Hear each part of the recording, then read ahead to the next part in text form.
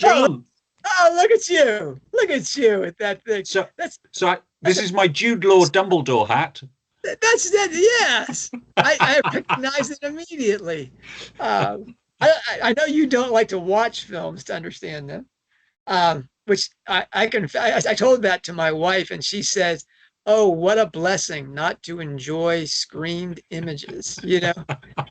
That's like being. It's like I'm. I don't know if I really am, I but think I was to say I say I'm lactose intolerant because I really have a adverse reaction to cheese and milk and this kind of thing. And people have said to me, "Oh wow, if I could go through life without cheese, uh, everything would be better." And I said, "Yeah, yeah, that's a blessing." But to not be a film person, of uh, course, it makes it I hard. It makes it hard to do screenplays. I don't. but it's a whole facet of life that most people enjoy that I just can't get the same kind of pleasure out of. So I feel it as a loss, really. And I enjoy the spectacle. I love a good car chase, but trying to follow a plot, my brain just doesn't work that way. My brain likes to go off on flights of fancy too frequently. So with a book, you can pause while your brain does funny things and then carry on. But with a film, if you'd asked me what happened when I finished watching um, Fantastic Beasts 3, I don't know what kind of a summary I could have given you. I had no idea what was going on. None. Well, I watched the film last night all the way through for the first time. And uh, I was very much taken aback. I kept thinking to myself, this is where Nick would say, huh? What? Where do we go? You know, um, really, I should say straight up. I've said plenty of unkind things about the Davids, David Yates and David Heyman, and how they butcher Rowling's shooting script, original screenplay, whatever you want to call it. Uh, and I stand by those things. They have their formula, they have the dress they try to put the woman into, and I think that history will judge that as one of the great crimes. Well, let's. While I was watching the film, I thought, well, let's give credit where credit's due. These are wonderful films. They're beautiful films. Um, Now, was it all done with artificial intelligence? I confess it was. I guess this was before the age, really, of artificial intelligence, but CGI, I guess, is. It was CGI, and much more than the original Harry Potter films. The original Harry Potter films, I understand, were unusual in that so many of the effects were physical. They were puppets, they were mannequins, they were working on a physical set. Whereas you can see in this film, so much of it is computer, really well generated, but computer generated. Yeah, I mean, I'm a mountains kind of person. I really, my wife is an ocean kind of person. She grew up in the Mediterranean. I grew up in the mountains of Pennsylvania. I like big views and I like, things in the distance, lots of trees. And this film was right to my heart. I mean, you can't get that from the script. Just constant vistas, constant elevation things. Um, but I thought to myself, it's not real. This is all computers. This is not the genius of the director. Just Showing, okay, I want this. just because it's happening inside your head, John, doesn't mean it's not real. I guess so. But when you see John Ford's The Searchers, which some say is the greatest film ever made, he's in Monument Valley in the American Southwest, and it makes a difference, Nick. It makes a difference.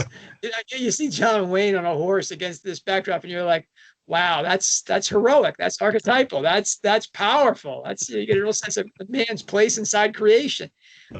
You know, all the CGI of this thing was like, okay. But again, a story. It was a beautiful film. I was engaged. Of course, I knew the players and things like that. But anybody coming on this film cold, or anybody coming to it without having really studied the first two films, because they were also a dog mess. They were just all over all these things without connections inside them. For example, just one example. There's a scene in. Wait a minute. I'll come back to this. Nick, what are we doing here? Yeah, so people may have arrived at this video. People may have arrived at this video from a Google search and have no idea what we are doing.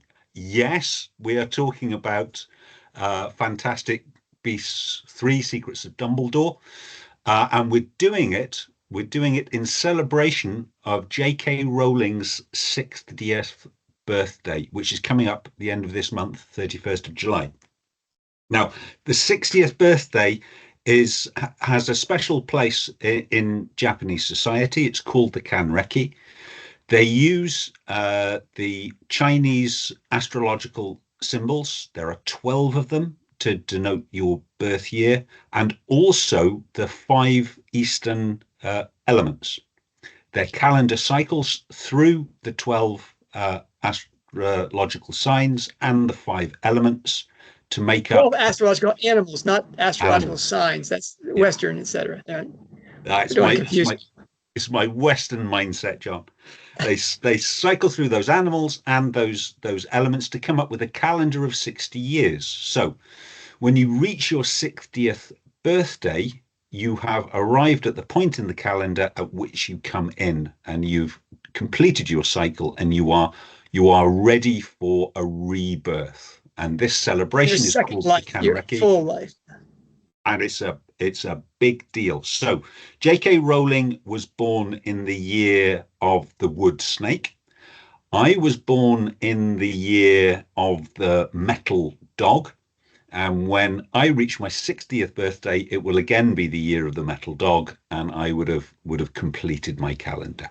The way we're celebrating J.K. Rowling's Kanreki is we are making a lake and shed interpretation of each of her published works, all written by J.K. Rowling, a few of which weren't written by J.K. Rowling, but have got her name on the cover.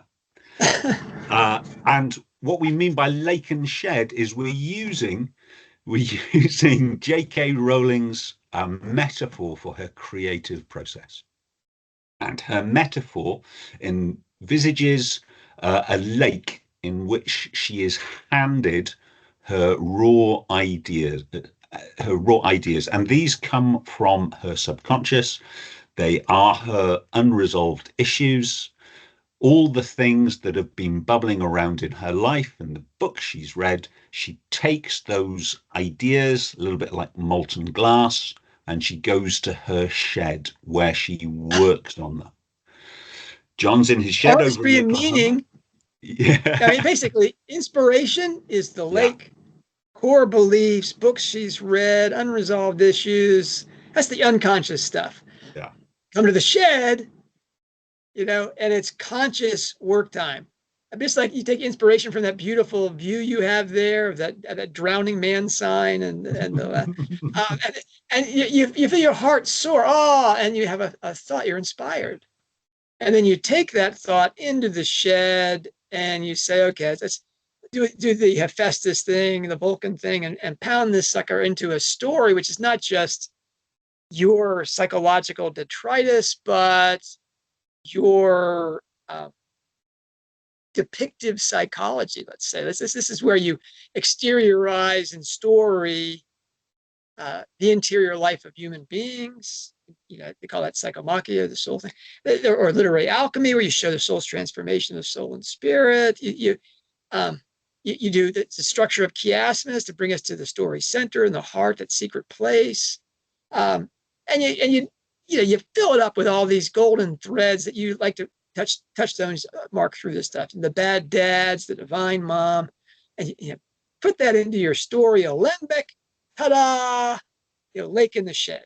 And so we're marching right to the end here. We just finished 2 Christmas pigs, and because there were 2 Christmas pigs, right? That was a natural. Yeah. Now we're going through the last 2 Cormoran Strike novels that we have, Ink Black Heart and Running Grave. And though Rowling doesn't count these on her list of books that we learned in 2020, we've done Cursed Child, and we've talked about the first 2 Fantastic Beast franchise film scripts. But this one, Nick, Um, very different. Yes, And you want to give us some context about what was sure. going on at the time? It might Yeah. explain why this book is so different. So if you've watched our previous episodes, you will know that Rowling has come out as Team Gender Critical, Team TERF, and this has received a lot of negative press attention. At this point in her story, it's received a huge amount of celebrity pushback, um, and a lot of online vitriol. Um, and this is worrying the guys at Warner's. On the back of that, we've got poor receipts from the first two films. They made money. Yeah, they these are not loss-making films. They've made, and they continue to make money, but they were not the big corporate pillars that they expected them to be. They achieved nothing like the Harry Potter amount of receipts, particularly in their key market. And for Warner Brothers and all the big studios, the key market is not actually where they get the most of their money, but it's the one that's politically important for American filmmaking, and that's the US box office.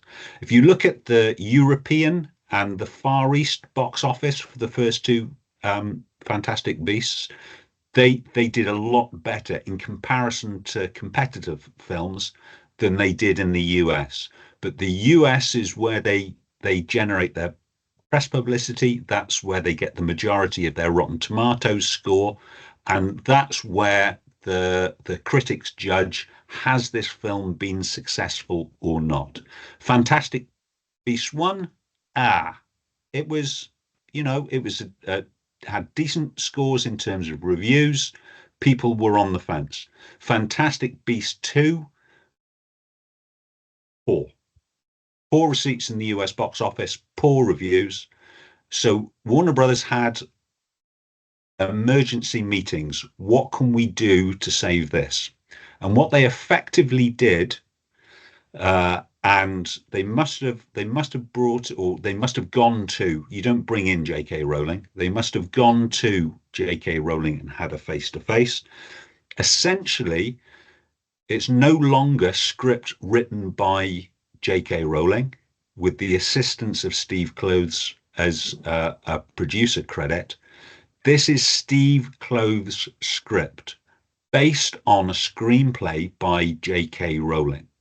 So J.K. Rowling essentially no longer gets a writer's credit for this film. Now, we suspected that there was a lot of studio pressure to get changes to script on Fantastic Beasts 1 and 2. We know that there were a lot of further changes in terms of editorial decisions and what scenes got cut. In this film, she's a stage further back. So you can still on YouTube, you can check out the footage of the premiere for this film that J.K. Rowling attended. And it was a bizarre appearance from J.K. Rowling. Shuffle her off the stage. Separated from the actors. They had the weird appearance of the actress that plays Tina, who seemed to be sort of smuggled in the front door and was carefully managed. We know she was one of the most outspoken critics of J.K. Rowling's gender standing. So this, in terms of the politics of the set, what it must have been like filming in Leavesden, although nobody's written their memoirs yet, but this was a troubled movie from the start. And Leavesden, actually, in terms of the Harry Potter franchise, to include Fantastic Beasts, because the crew was exactly the same. It was in the same location, the same studios. They had the same creative teams. It's the same guys. Through the Harry Potter franchise, and at least the first Fantastic Beasts, everyone is saying in all of the publicity interviews what a pleasure it is to work on a film set that had no big egos. Hello, Johnny Depp. That had no no issues in terms of misogynistic harassment. That everyone was friendly with everyone else. It's a set that's set up to have kids on there. Now, you know, they didn't have any child stars anymore. They didn't need to have their own school, but they had the same philosophy of a safe shooting experience. That must have changed dramatically for the last film. All of that good feeling must have gone. And you know, again, maybe we're going to have to wait another 10 years for people to start writing their ghost written memoirs, but I'm sure there's lots of stories there to be told. I like, What about the guy, the man who plays Aurelius Dumbledore, Credence Barebones? yes. He was So yeah, so this sort of kicked off Ezra Miller. right as Ezra. yeah, Ezra. Just as the filming was finishing and as the publicity cycle started up for Secrets of Dumbledore, there were some further really bad publicity of bad behavior by Ezra. So there was some violent altercation in Iceland. There were some bad stories of his interaction with young fans. A whole hot mess. The film seemed cursed. Now, when you have the author who, when the first and second films came out, the author did appearances, say in New York at the Today Show, where she appeared with the four principals, you know, the Goldstein sisters and Credence, and you know Eddie Redmayne, you know, Newt, and certainly Jacob Kowalski, and they fawn over her. They're clearly just you know, idolizing her. They arranged the interview so that they're surrounding her. She's the center, and every question that's asked, they all turn to hear what she has to say. They couldn't be more respectful and admiring than they were of her. After she comes out and says, no, trans rights do not trump women's rights, and certainly don't, we shouldn't be transitioning, we shouldn't be doing chemical castrations and surgical mutilations of adolescents, you know, many of whom are on the autistic spectrum, and this, we shouldn't be rushing into that. When she takes that heroic stand to get, you know, for humanity, they butcher her. I mean, they say no, trans women are women. They do the, you know, the stuff. Yes. Now, as you say, that can't have been pretty. Certainly, it wasn't pretty at the premiere. And who knows? She must have been absent from Leibston.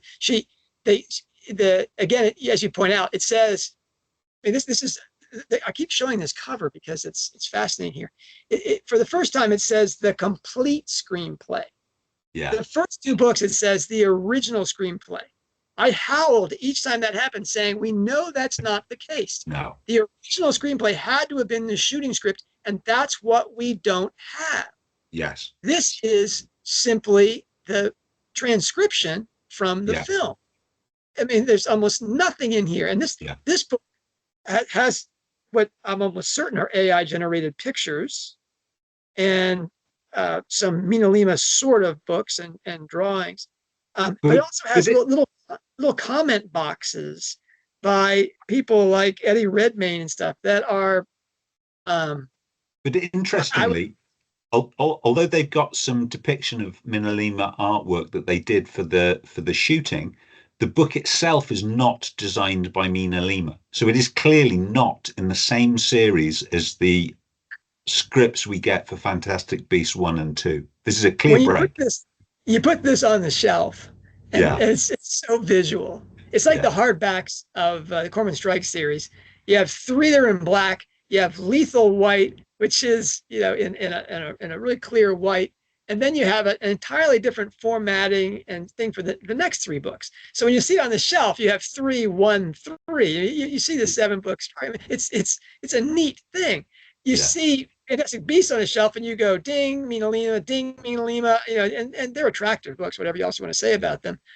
And then you get to the 3rd one, and you're like, different producers, different everything. And it goes from being, again, from the original screenplay to the complete screenplay. Yes. They're acknowledging this is a transcription. I thought, oh, well, maybe somebody is listening. Maybe somebody is getting this. And then the fight about screenplay by J.K. Rowling and Steve Kloves. That's what put J.K. Rowling's name on the cover. That's to sell the book. Yeah.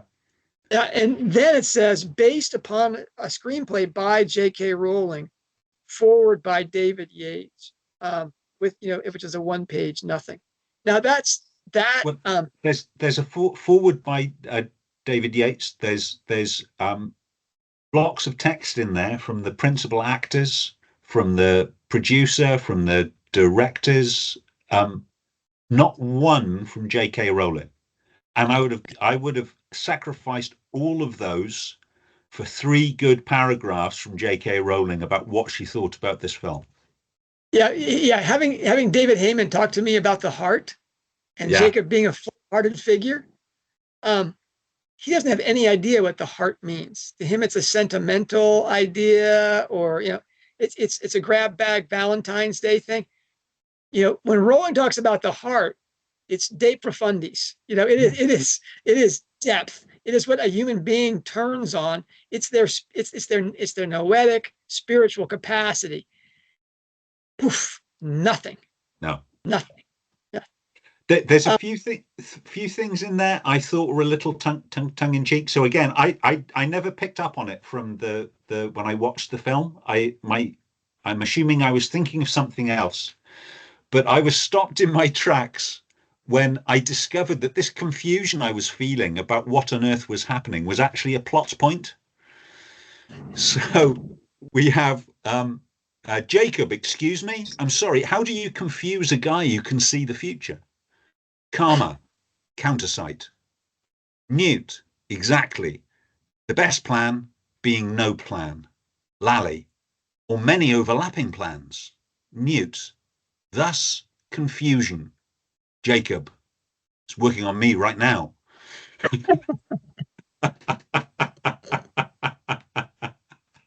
That's gold, because that was the most cited passage by film reviewers, to say, good that at least you knew what all of us were experiencing. Yeah. That this film doesn't really make any sense at all. It's just excuses for wand battles and crazy things, and let's move this thing around. Again, we don't have Rowling's screenplay. No. She made that very clear, based upon a screenplay. So all of her connective material, it's gone. Yes. We don't. It's there are some very visible hanging threads. So that weird absence of Tina, that is set up to be a plot point, and then just left. So there's knowing looks. Yes, Tina, she's got that new job. Knowing look, and then what? Nothing. Well, nothing until the finish, and she appears on the street, and then they break up that conversation right away, and they go into the bakery. Yeah.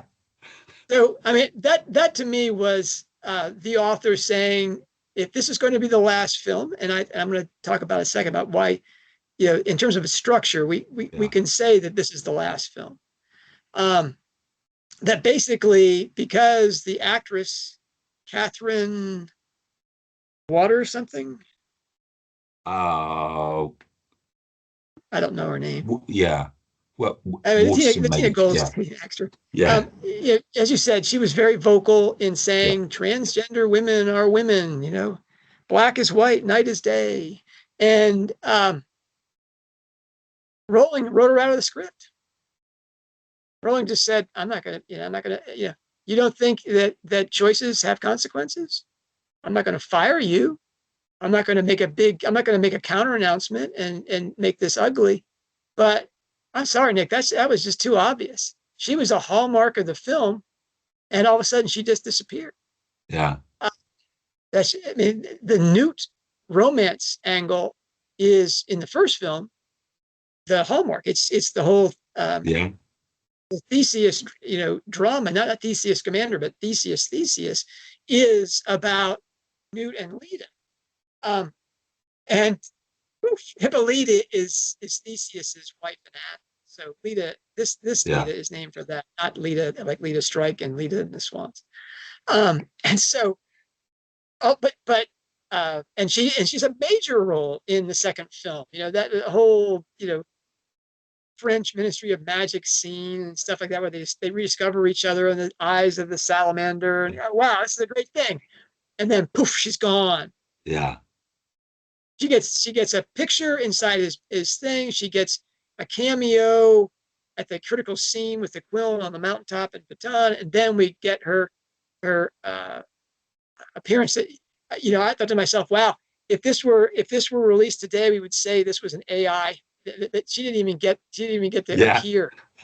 She just walks in and goes inside the bakery. Bunty is a much bigger part of Newt's life in this film than Tina is. So I just thought, well, that to me is fine. She didn't say, I'm not going to take away your employment, but as a creative, I don't have to feel obliged to put you inside this film. No. And Queenie. So we have everyone's left confused after Crimes of Grindelwald. What is Queenie's gone insane? How did Queenie go insane? And then that's explored a little bit in this film, and it's pretty much set up that she's a spy. Yeah, she's Dumbledore's woman on the inside. And I think, oh well, now we're gonna get a resolution to this. Now she's going to explain what she was doing there, how it happened, why it appeared like she went crazy. Nope, nothing.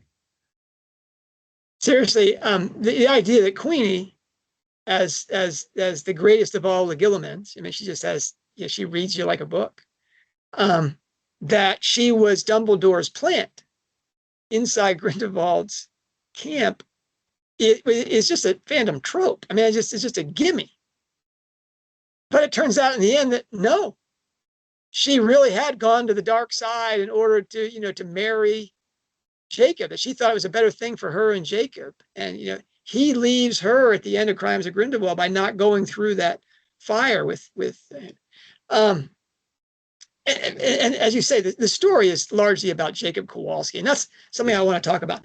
I mean, I left the hanging thread before we went into, Lake and Shed and Kanreki and stuff like that. That one of the things that I just looking through the complete screenplay by Steve Kloves is there's a note by a guy that did CGI type props and stuff like that, where he explains the manticore, why the manticore attacks when that glowworm goes out. Now it's on the facing page of the text. There's nothing in the text to explain this. There's nothing in the film to explain why the manticore attacks when that glowworm goes out. I mean, and so they have to stuff in this thing from a prop guy. And I was again, what a hot mess. You just left to, none of this stuff is really obvious. Oh well. I have to mention I have to mention the Chillin. So the Chillin, this Chinese unicorn, as soon as the possibility of the Chillin came up, Beatrice Groves, we'll link it down below, wrote a wonderful post, three posts, in which she predicted essentially the final scene of the film, incredibly accurately. Just have a look at that. It was just, in retrospect, my mind blew all over again. Just how prescient that was. Yeah, this was like me reading Lethal White beneath beneath the on Dragon Mountain or whatever. You're just doing the the White Horse of Uppington. Yeah. is this really there's me in the tea shop underneath the White Horse, and I'm like, okay. Gosh. All right. I want to talk though about Nick that we may have as tangential as we are to Fantastic Beast fandom, and there is a significant fandom. If you really want to know about Fantastic Beast things, Hogwarts Professor is really not your best source for that stuff. Which pains me to say, because usually I can say, look, if there's a top 10, posts on this work by J.K. Rowling, we've probably got 5 of those 10 posts. And I like to think certainly the top spot, we're gonna be the one that really has the mind-blowing piece on it. Not for Secrets of Dumbledore. There's some good stuff there, and they're down below there. The link's down below. And there's a significant fandom on YouTube. There's a significant fandom at MuggleNet. They had their own podcast that went around Fantastic Beasts. And because there are so many things being dropped, weird pictures become the source of incredible speculation and research. And it's definitely a world. I mean, Nick, you don't even like film. I have as a Orthodox Christian and trying to want an iconological perspective on things. This is borderline Aryan artistry.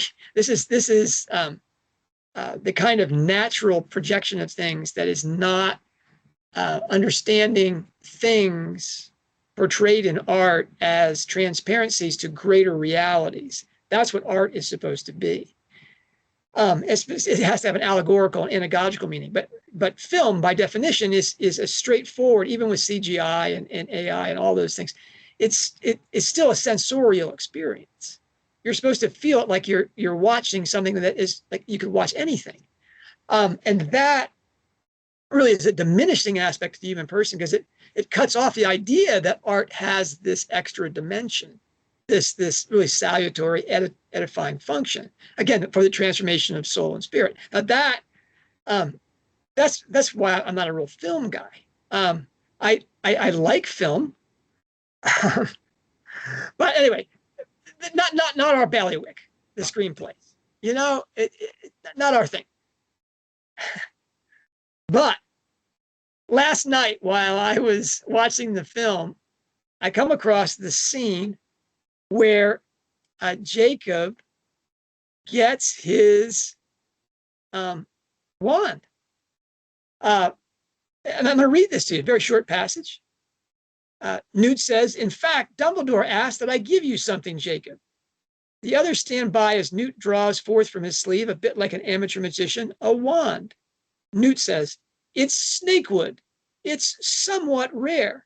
Whoa, Jacob is excited. Are you kidding me right now? Is this thing real? Now, if you watch the thing we just talked about in The Christmas Pig, real is a big thing to Rowling. Yeah, so he says, "Is this thing real?" It's italicized in the original.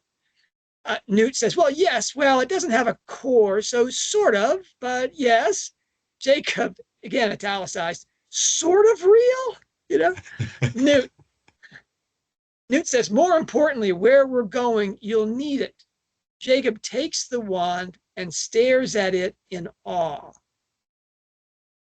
Now, Lally makes Jacob's wand perform magic when he draws his wand to get Grindelwald to release Queenie. A tornado-like vortex comes out of his wand. Now, really, I don't think ever do we see it. More importantly, where we're going, you'll need it. We don't get any explanation for that. It's another one of these, plot chasms. Jacob, coming back from their adventure in Berlin, talk about confusing. There it was. He plays with it at Hogwarts over lunch, telling students that it's really Snakewood, again, the really thing, and he got it for Christmas. Jacob sits at a house table with a group of students. He is showing them his wand. A red-headed Ravenclaw says, "Is it really Snakewood?" Not italicized. Jacob, "Yes, it's really Snakewood." Now, I'm going to talk a minute about why they would ask this question. A tiny second-year witch leans close. Can I? She begins to reach out to the wand. Jacob, it's very dangerous. It's very powerful. It's rare. If it got in the wrong hands, it could mess you up. Which, where did you get it?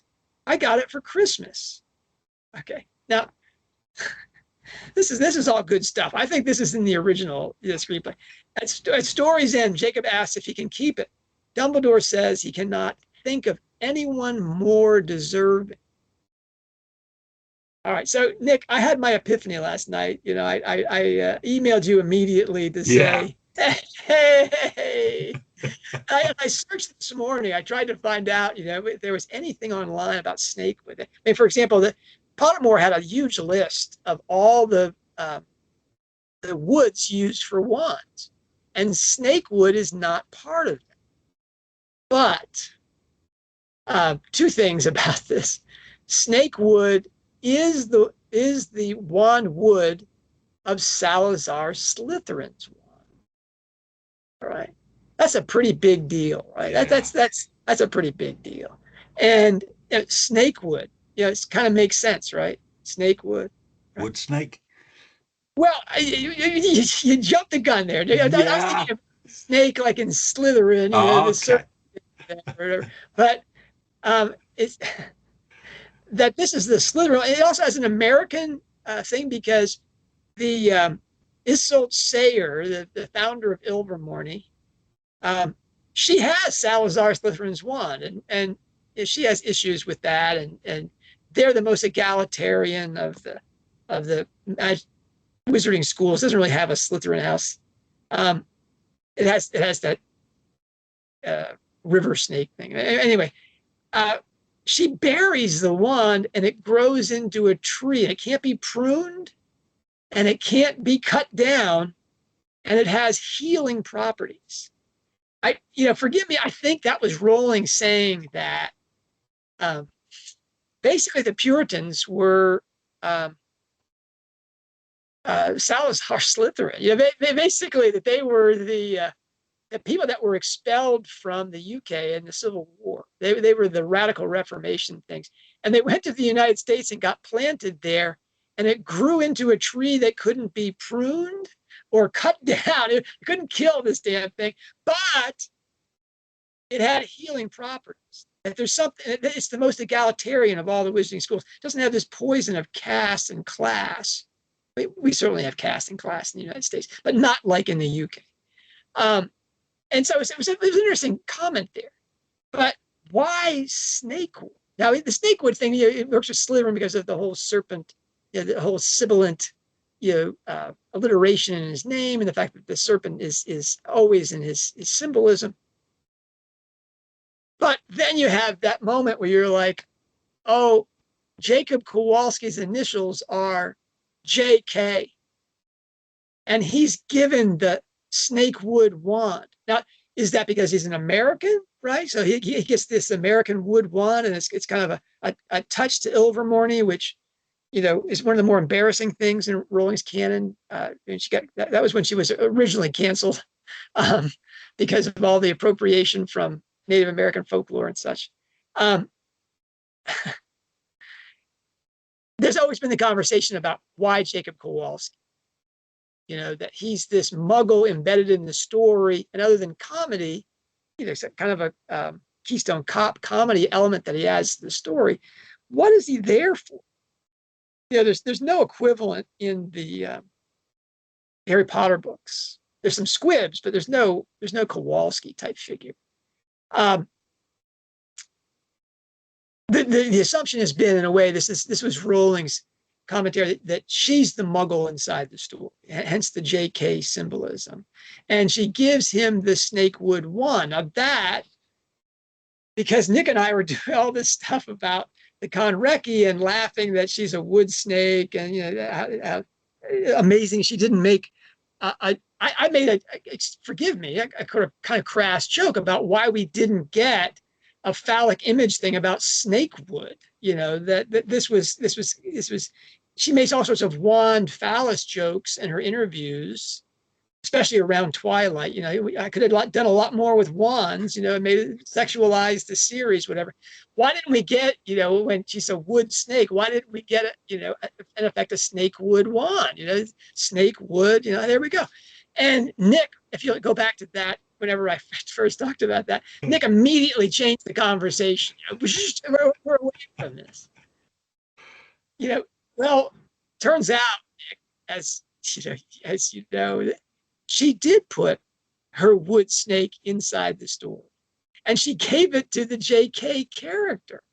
That Snakewood wand. Now, why it has no wand core? That's fascinating.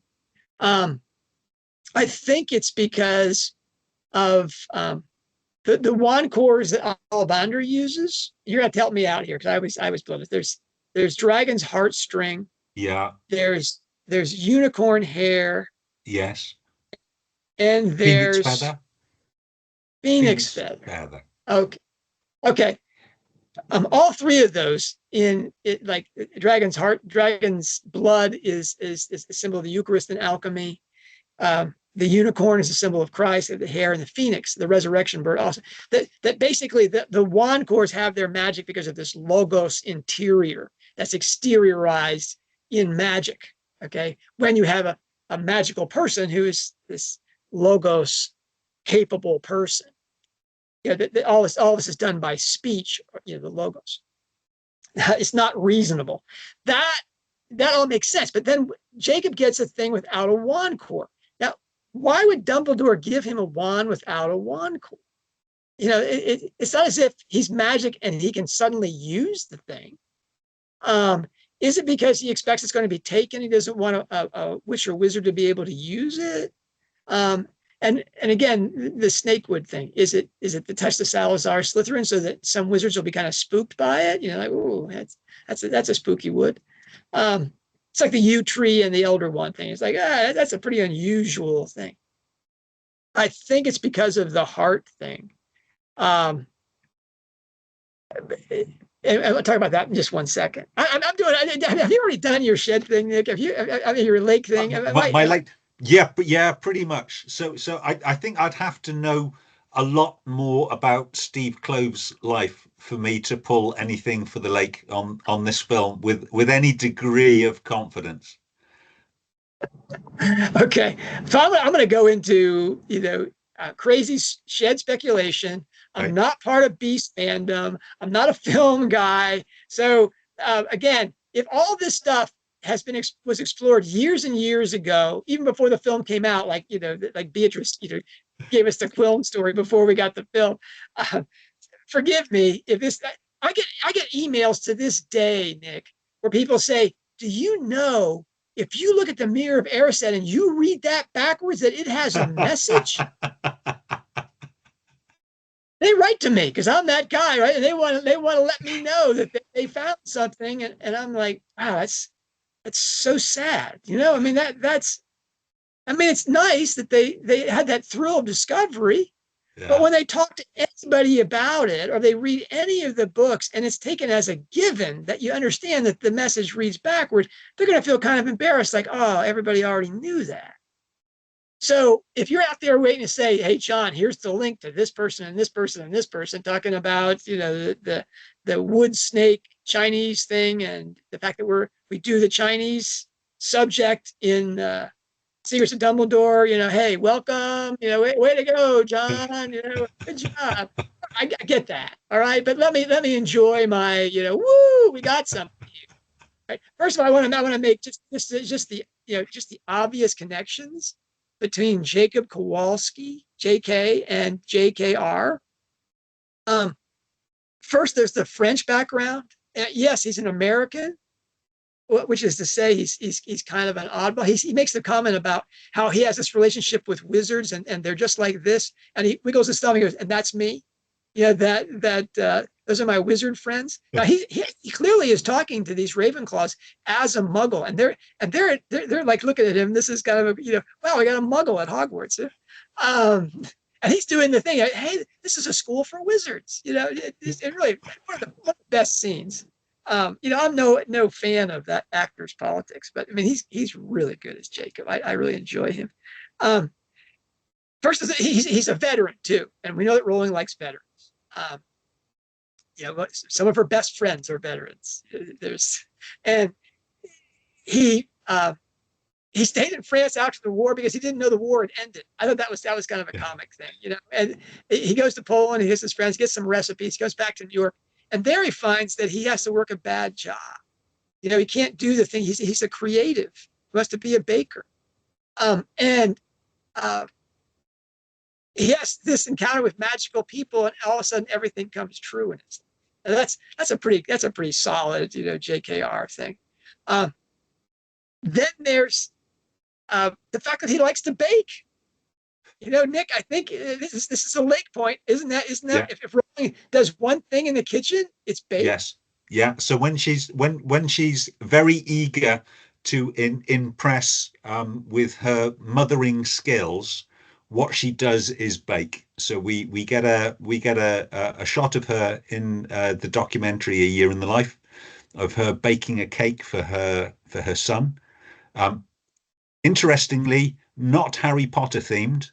So there's a Disney Pixar film about cars, and that's at that point that's what David is obsessed with. But yeah, so she's never really boasted about her cookery skills, but she does say she can bake. Okay. So, and how does Jacob bake? He has these repressed memories that come from his unconscious mind, and he remembers all these fantastic beasts, and it's a real hit. Well, that's a Lake reference, isn't it? That basically JK and JKR have that in common, that she knows her whole metaphor is that these things come from her repressed memories, her unresolved issues, her, this stuff inside her she doesn't understand. And people really love it, the way she forms it into a creation. And in the shed, that's the bakery. That's the place where he's actually baking. There's the poor person elevated by the relation to the wizards.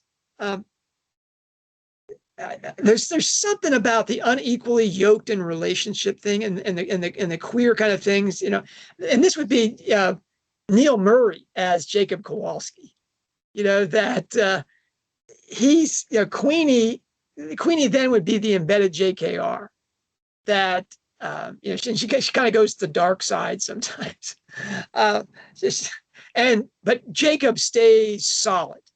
Jacob stays on thing, even though he's the lesser person, lesser public figure, let's say, than Queenie is, doesn't have any of her, out of this world skills. But he grounds her, he understands her, and she loves his pure heart. That would make Neil Murray into that. But let's see Queenie and Jacob as a unit, the JKR, thing there. Again, this is the gender issue portrayed on the screen, is that Jacob, in effect, is playing the woman's role, sort of. He's not the big power. He's the weak figure on the stage that has to be rescued. But he has his own kind of bravery, and that's where we get his full heart thing. And I've got to actually find these references. Let me put on my Harry Potter glasses here, right? My circular glasses here. And he says, Dumbledore says to him, he's about to abandon him, and Dumbledore's about to leave Jacob in Baton. He says, "You don't have the Quillin. Feel free to drop the case at the first hint of trouble." And then he stops. "One other thing, if you don't mind me saying." Wow. To have Dumbledore say that to you, oh my goodness, here we go. The wise man is about to drop the bomb. You should stop doubting yourself. You have something most men go their entire lives without. Do you know what that is? Jacob, good playing to form, shakes his head.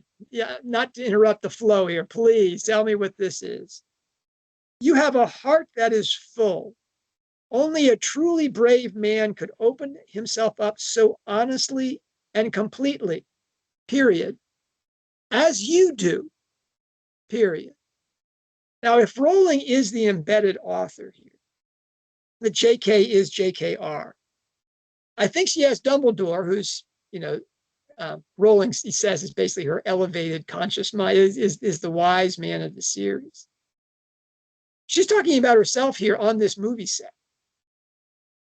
That she's saying that you've opened yourself up so honestly and completely. I mean, in fact, you've made yourself as absolutely vulnerable as you can possibly do because you're truly brave, because of your full heart. Now, the Quillen doesn't bow to Jacob Kowalski, but he might, because in that scene on the top of the mountain, he's crucified. He's hit with the Crucio curse, and then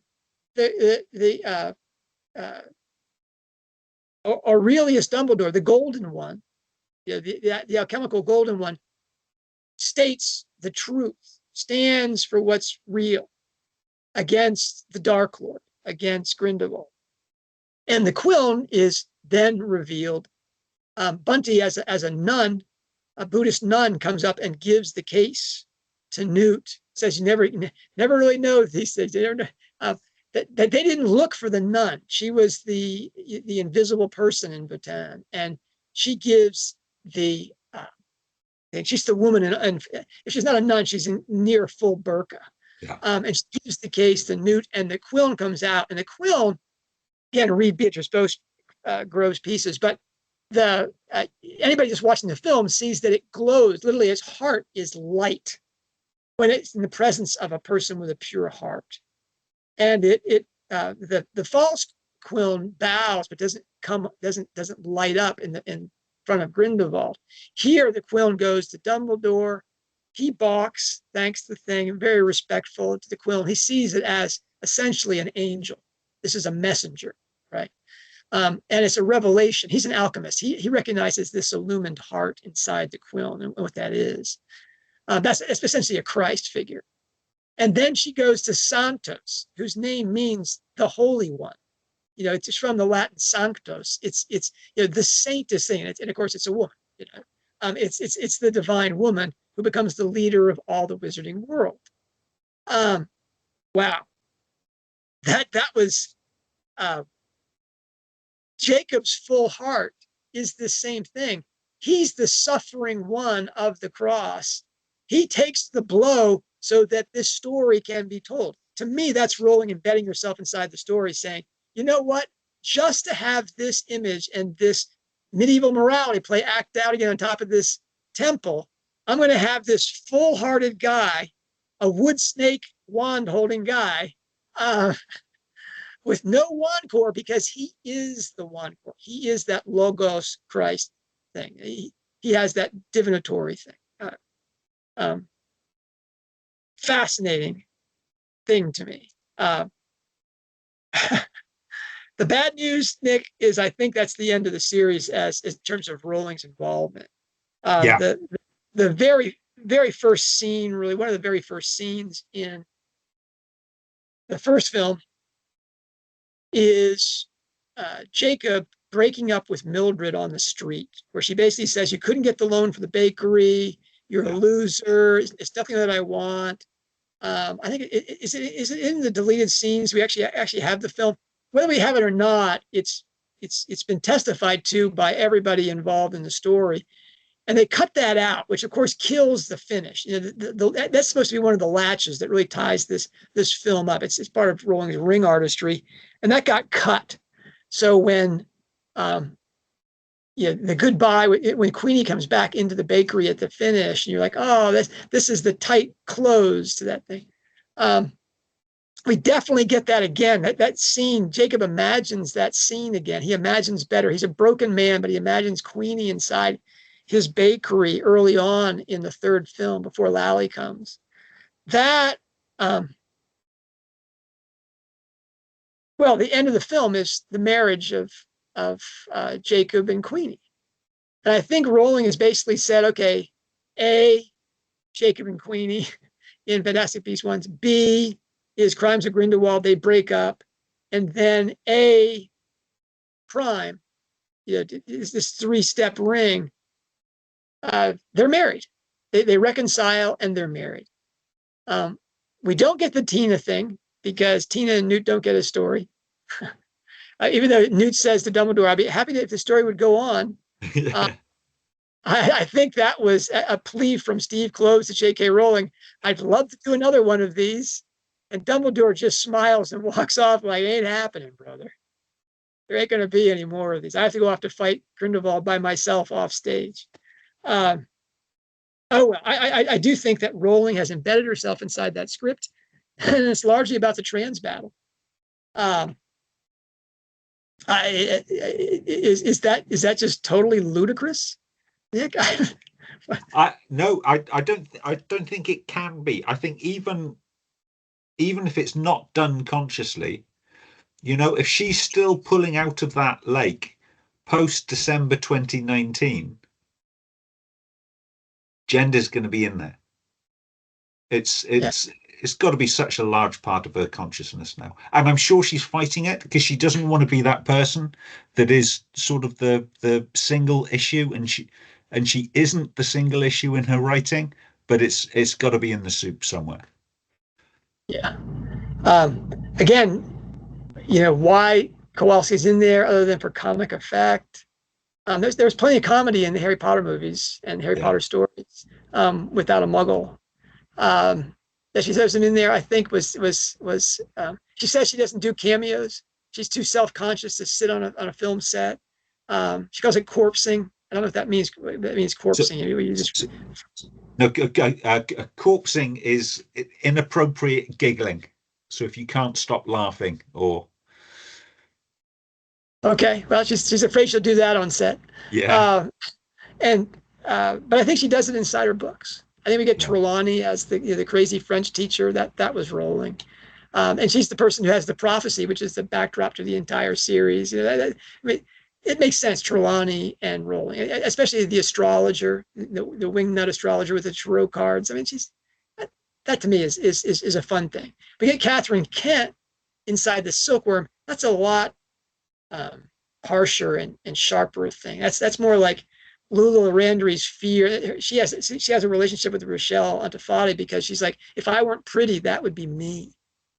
And so she tries to take care of Rochelle.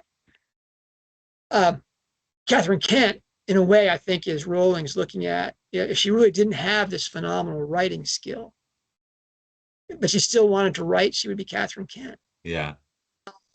Just a pathetic woman living on the periphery. With a trans partner, basically. I mean, she has these gender issues herself. She's admitted that she's. It's like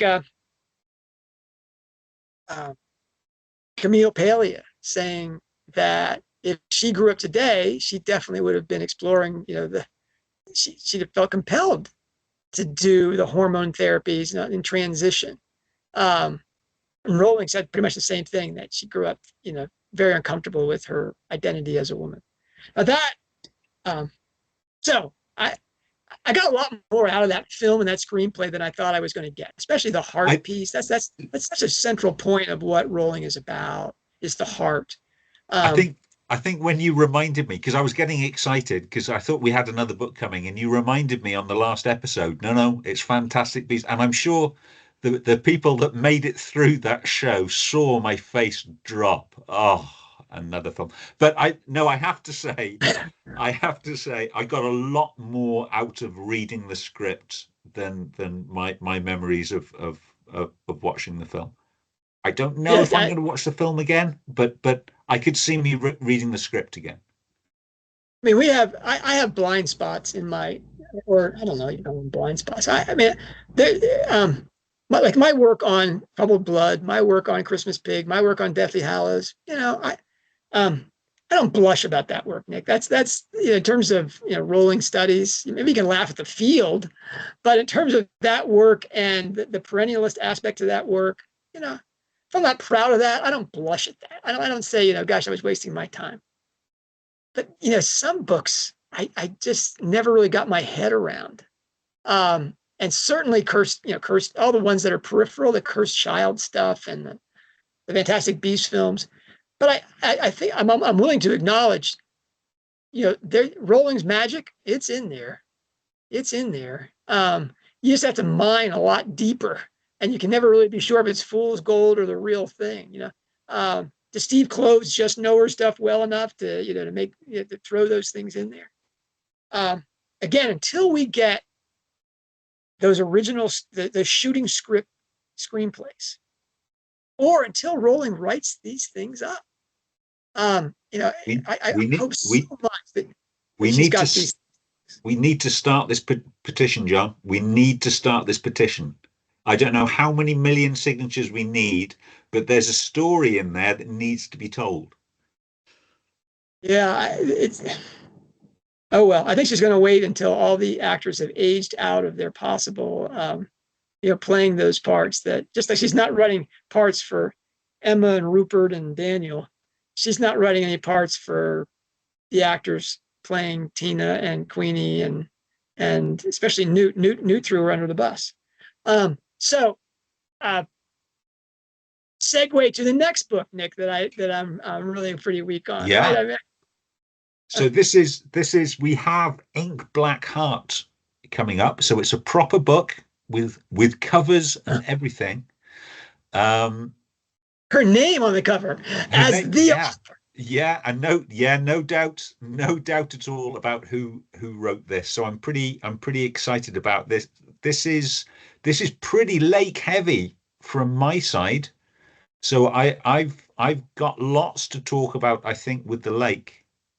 So this is her relationship with the fandom, with youth culture, with the online community.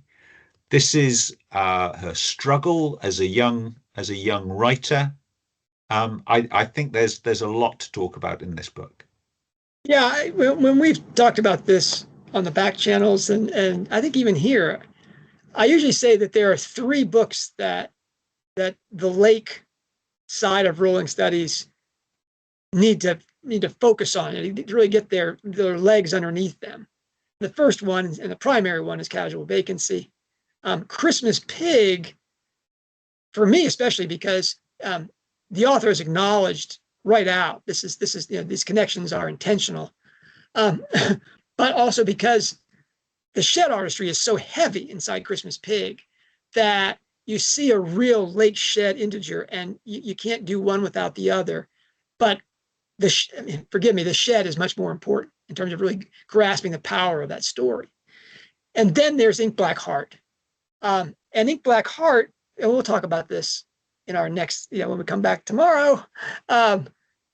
Fascinating intersection again of Rowling's lake molten glass, her claims about, she denies this, Nick. She denies that she's writing about, current events. And then the shed artistry.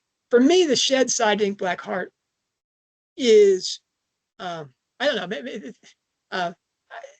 what I want to do, I guess, is offer a class on Ink Black Heart so that I can attend the class. There's so much work to be done on Ink Black Heart that hasn't been done. And I'm going to talk about the very weird feeling I had while reading Ink Black Heart at a very strange time of my life. And then the things that have to be done that haven't been done in Rowling studies around Ink Black Heart.